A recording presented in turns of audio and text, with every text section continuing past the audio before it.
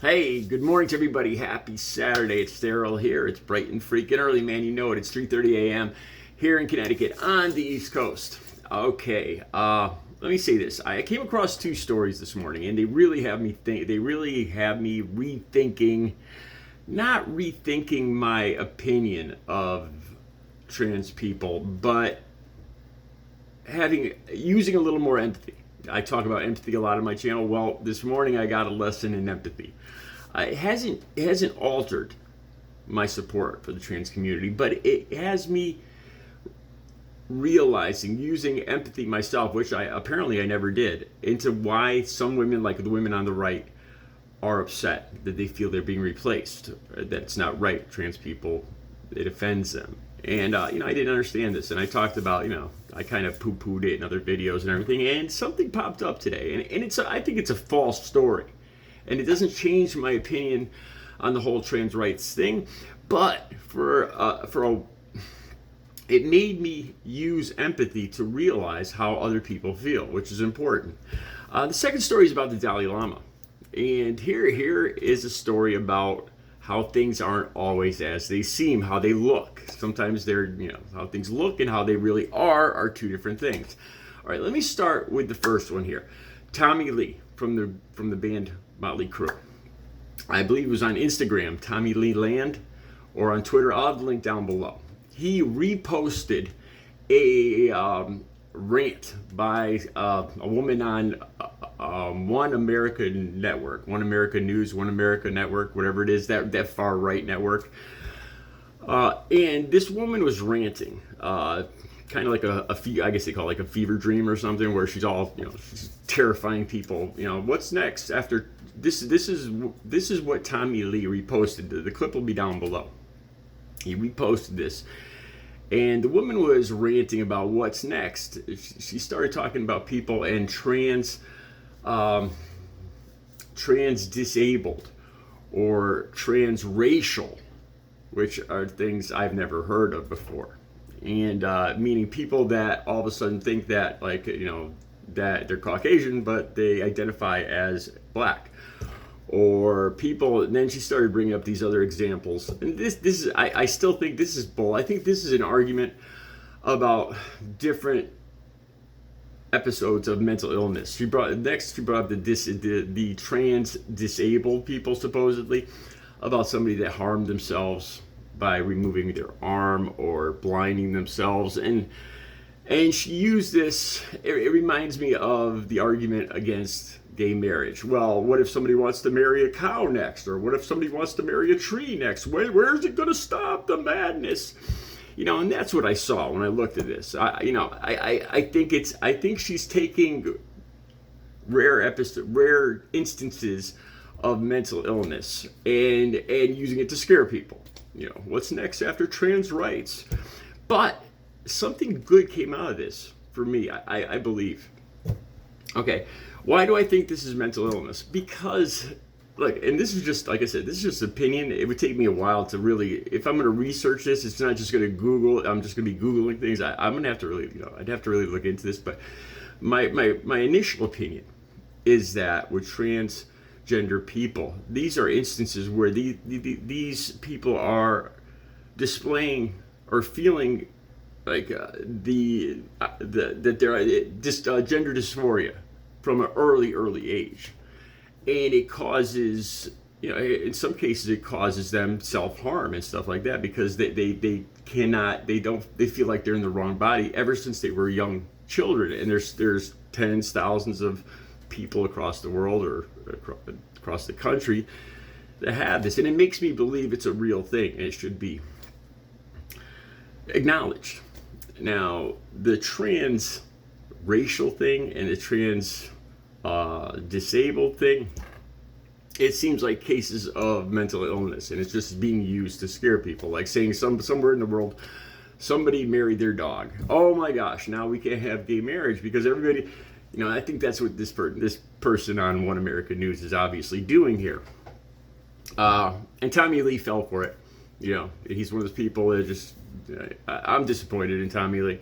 Oh my God, what's next? And it worked. He fell for it. He fell for it. But something I think something good for me came out of this. And I'm at least able to understand why women on the right are offended. Some women are offended by this, because I started thinking, I'm part Native American.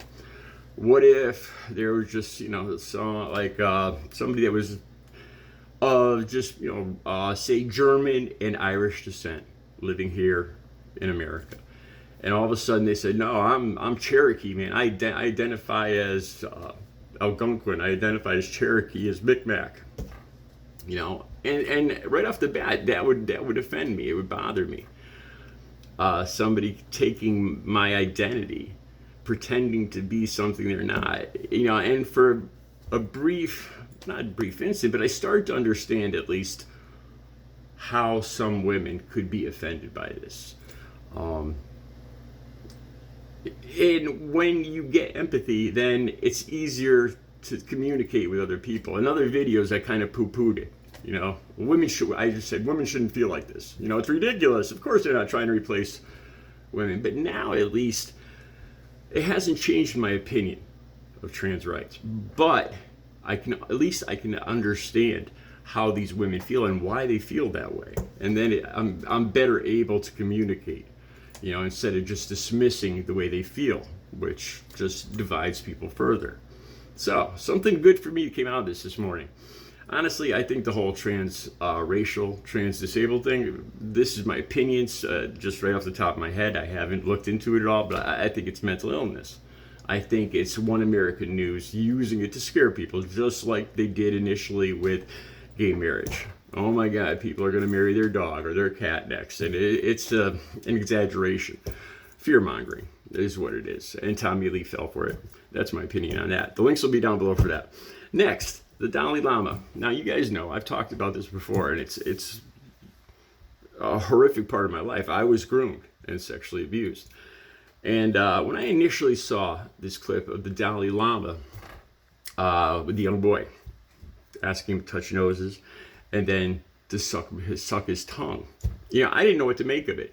Initially, my initial gut response was, it didn't feel like, I know what grooming is.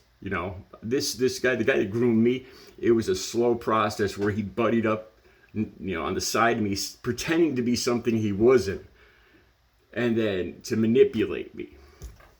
And it didn't feel like what it looked like.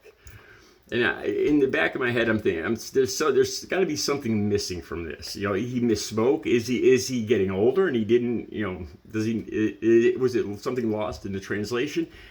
And yes, something was lost in the translation. Down below there'll be a link, and Tibetan people have come forward and said this is actually something. I'm going to try to explain this, but there's something lost in the translation from Tibetan to English. But older people, this is something older people do with kids in Tibet, apparently. And if I'm saying any of this wrong, let me know. But they'll give a child, they'll put a piece of candy in their mouth and then transfer it from their mouth to the child's mouth, right? And that's not something normal for us, but this is something normal in Tibet. And then after they transfer the candy, they say, "Now suck my tongue." And this is what it means. It means I love you so much. I've given you everything. I've transferred all of my knowledge to you because of all the love I have. I've given you everything I know, all that is me, and I have nothing else left to give. So you might as well eat my tongue. I understand. It doesn't. It makes us feel uncomfortable. By us, I mean people that aren't Tibetan. But I get it. And this is kind of what I suspected it was all along. Like I said, the link will be down below. Initially, it made me feel, it felt awkward watching it. It didn't feel right, but there felt like there was something missing. There was a piece of it missing, because it didn't feel, having been groomed myself, it didn't feel like groom. There was something missing there, and sure enough, there was. Okay, the links will be down below. Let me know what you guys think. Like I said, I still believe in trans rights, but it helped me with empathy, at least understand how some women might feel like they're offended, because if somebody said they were Native American and they weren't, it would offend me. It would. And it started to make me feel like a hypocrite this morning, but then I started to put it more in context. And I still believe in trans rights, of course, but at least I understand how some other people feel. And when you understand how other people feel, you can communicate better with them. Have a good Saturday.